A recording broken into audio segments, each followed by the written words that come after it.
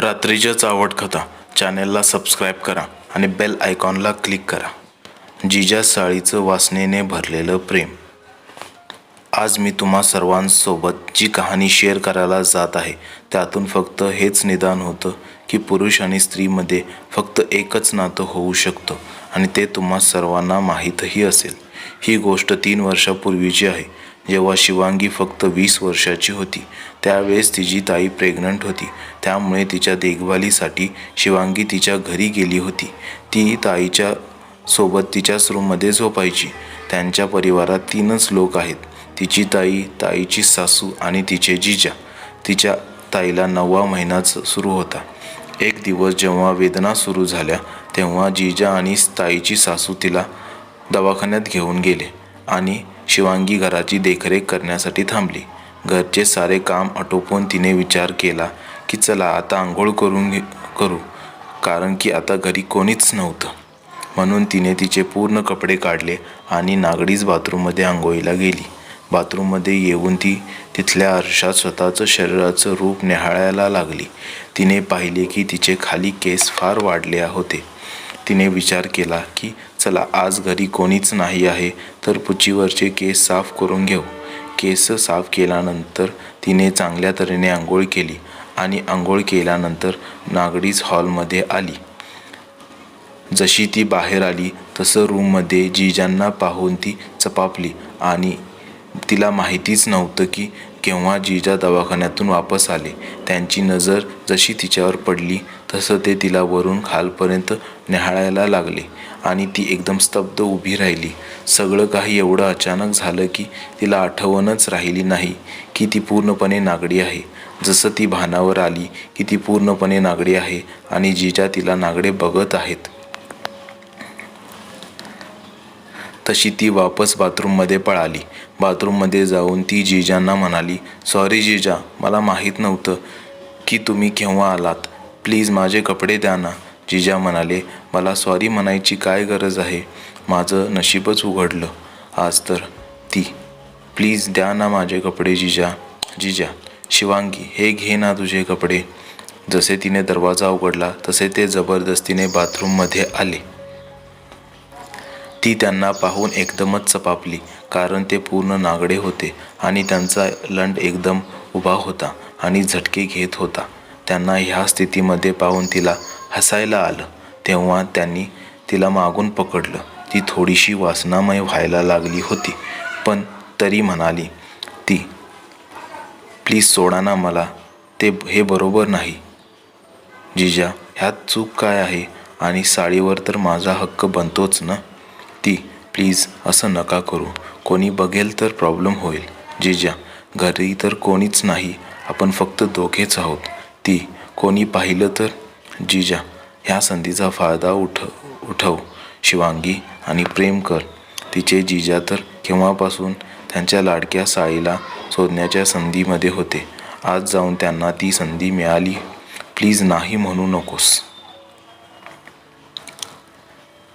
तिला त्यांच्या ह्या गोष्टीवर मजा यायला लागली, पण तरीही ती तिचे नखरे दाखवतच म्हणाली, काहीतरीच काय जिजा, खूप झालं, प्लीज सोडा मला. जिजा, फार हॉट आहेस तू, तुझे गाल किती गोड आहेत.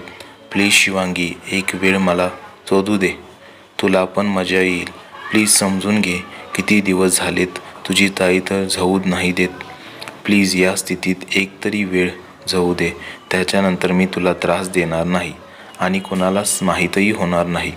असं म्हणून तो तिच्या मागून आला आणि तिचे दोन्ही बोब्स पकडून तिच्या मानेवर किस करायला लागला. तिला वेगळ्याच भावना जाणवायला लागल्या. चांगले वाईट होते पण लाजेने ती वारंवार त्यांना सोडायला सांगत होती, पण त्यांच्यावर तर सुधाईचा नशाच चढला होता आणि ते तिला शोधायची संधी सोडणार नव्हते. ते तिच्या मागून चिपकले होते. तिची पाठ त्यांच्याकडे होती आणि त्यांचा लंड मागूनच तिच्या दोन्ही पायाच्या मध्ये तिच्या पुच्चीवर ठणठण करत होता. तिला वाटलं की जिजा तिला समोरून पाहू शकत नाही, पण हा तिचा गैरसमज होता, कारण जिजाची नजर समोर लावलेल्या आरशात होती आणि ते तिच्या बुब्सना दाबत तिलाच बघत होते आणि त्यांची नजर तिच्या पुच्चीवरच होती. तिने आरशात पाहिले की त्यांच्या लंडाचा सुपारा तिच्या पुच्चीच्या खालून दिसत आहे. तेव्हा ती लाजेने लाल झाली. ते पाहून त्यांनी तिचा एक हात तिच्या पुच्चीवर ठेवला आणि म्हणाले, लाजू नकोस माझी साळीराणी. हे घे, मी तुझ्या विंकीला माझ्या हाताने लपवलं आहे. आता हिला कोणी पाहू शकणार नाही. पण तुझी पुच्ची मात्र फारच सुंदर आहे. तुझ्या ताईच्या पुच्चीपेक्षाही बरीच सुंदर आहे. आज तर मी माझ्या साळीच्या पुच्चीला नक्कीच जावणार आहे. काही होऊन जाऊ दे. ती म्हणाली, मी आत्तापर्यंत कुवारीच आहे. मी तुमच्याकडून नाही शोधून घेऊ शकत. तुमचा लंड फार मोठा आणि कडक आहे. मी सहन नाही करू शकणार. प्लीज मला सोडा. शिवांगी, घाबरू नकोस. मी आरामाने टाकेन. तुला बिलकुल त्रास होऊ देणार नाही. शेवटी तू माझी साळी आहेस. पण आज मी तुला चोरल्याशिवाय नाही सोडू शकत. तू समजून शकतेस माझी मजबुरी. ती, सॉरी, हे सगळं मी नाही करू शकत. तुम्हाला वाईट वाटलं तर वाटलं. तिची ही गोष्ट ऐकून ते समजून गेले की शिवांगी चोदायला नाही देणार आणि जबरदस्ती केल्यावर प्रॉब्लेम होऊ शकतो.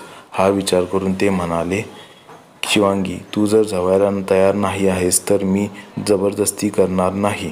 पण वरून तर प्रेम करू दे.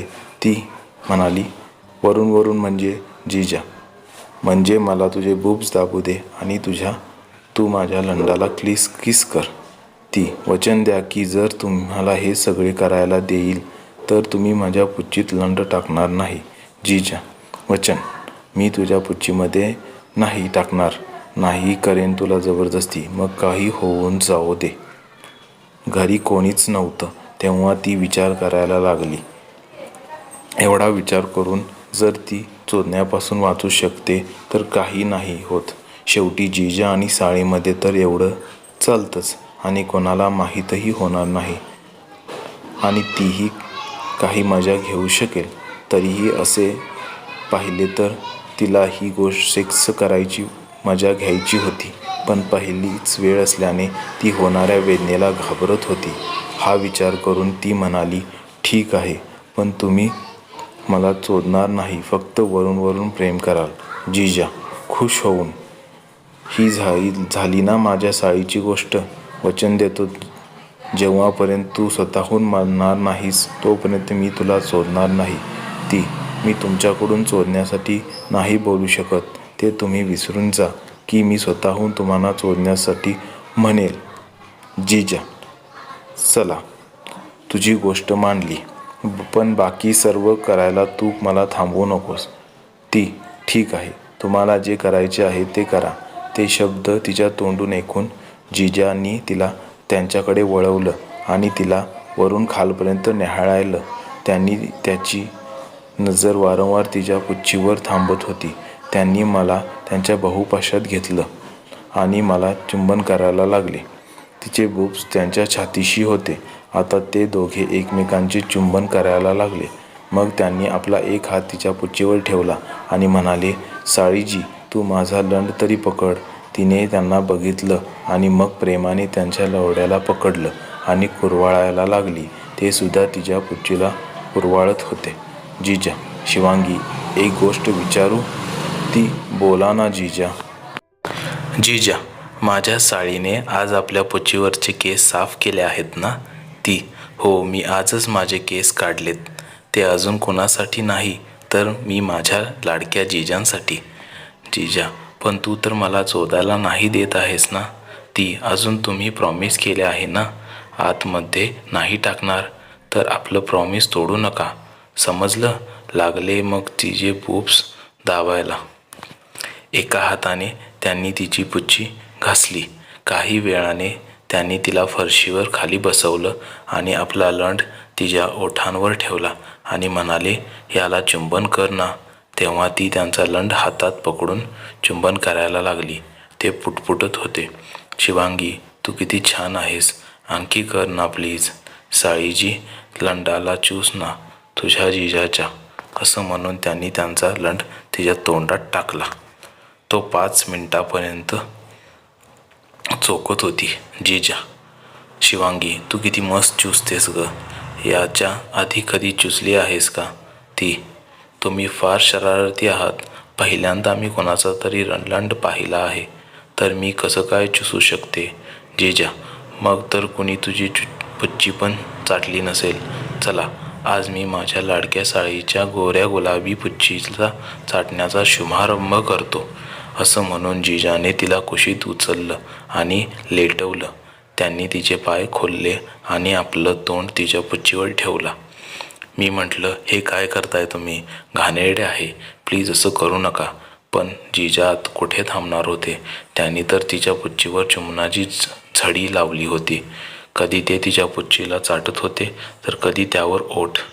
त्याच्यानंतर त्यांनी तिच्या पुच्चीचे फाके आपल्या दोन्ही हातांनी फाकले आणि आपल्या जिभेने तिची पुच्ची चाटायला लागले. असं करताच ती आउट ऑफ कंट्रोल व्हायला लागली. ती तिचा संयम गमवायला लागली. ती, प्लीज असं करू नका, मला काहीतरी होत आहे, प्लीज मला सोडा, असं नका करू जिजा. साळीजी, तुझ्या पुच्चीमध्ये तर स्वर्गीय मजा आहे, चोदू दे ना गं, आणि तू सुद्धा जवानीची मजा घे. ती, जिजा, माझी हालत खराब होत आहे, आता तर मला सोडा प्लीज. पण कुठे मानणार होते. त्यांनी तर आता सोनेरी संधी मिळाली होती. साधारण 10 मिनिटे ते तिची पुच्ची चाटत राहिले. तिची हालत आता पूर्णपणे खराब झाली होती. ती पूर्ण चुदासी झाली होती. ती पूर्ण नियंत्रणाबाहेर गेली होती आणि त्यांना उभं राहायला सांगितलं. ते उभे झाले आणि बघायला लागले. ती, आता उभे राहून काय बघताय जिजा? तर मग काय करू शिवांगी? ती, घाला ना तुमच्या लवड्याला माझ्या पुच्चीत आणि चोदून घ्या तुमच्या लाडक्या साळीला. जिजा, अगं पण तू तर तयार नव्हतीस ना चोदण्यासाठी, आणि आता स्वतः बोलत आहेस. ती, प्लीज चोदा ना तुमच्या साळीला, फाडून टाका आज माझी पुच्ची. असं म्हणून तिने त्यांच्या लवड्याला पकडलं आणि तिच्या पुच्चीवर टेकवलं. त्यांनी संधीचा बघून चौकार मारला. एका मोठ्या धक्क्याने आपलं लंड आपल्या प्रिय साळीच्या पुच्चीत घुसवलं. जिजाने आपला लंड तिच्या पुच्चीत एका झटक्यात आतमध्ये टाकला आणि तिला चोदायला लागले. तिच्या तोंडून किंकाळी निघाली. तुम्ही तर पुच्ची फाडली माझी, प्लीज बाहेर काढा, आता मला सहन होत नाही आहे, मरून जाईन मी. जिजा, शिवांगी, पहिल्या वेळेस असंच होतं. प्रत्येक मुलीला पहिल्यांदा वेदना होतात. आता थोड्या वेळातच ठीक होईल. थोडं सहन कर फक्त मग चोदण्याचा आनंद मजा येईल.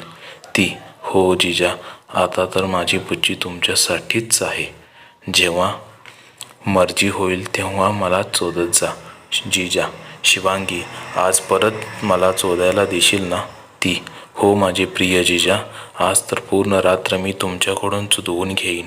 जिजा, आपली साळी चोदायला मला फार मजा येईल हो ना? शिवांगी, माझं मन तर तुझ्या पुच्चीत लंड काढायलाच होत नाही आहे. असं वाटतं की माझ्या प्रिय साळीच्या पुच्चीत लंड घुसवूनच ठेवावं. काही वेळाने त्या दोघांचे शरीर कापायला लागले.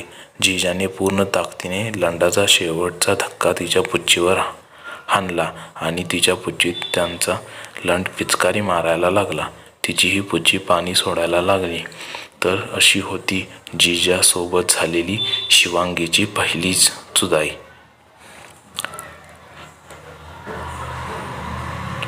जिजा साळीचं वासनेनं भरलेलं प्रेम पार्ट 2 साठी लाईक्स करा, सबस्क्राईब करा.